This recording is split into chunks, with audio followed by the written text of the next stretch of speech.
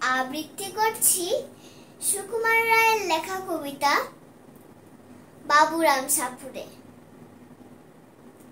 বাবুরাম সাপুড়ে, কোথা যাস বাবুরে?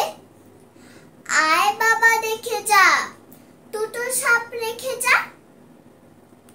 যেই সাপের চোখ নেই, শিং নেই, নখ নেই, ছোটে নাকি হাঁটে না, কাউকে যে কাটে না,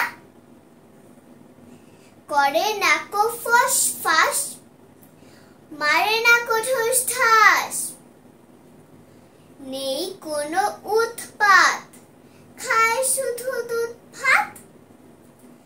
যেই সাপ জ্যান্ত, গোটা দই আনতো, তেরে মেরে ডান্ডা করে দেই ঠান্ডা। ধন্যবাদ সবাইকে।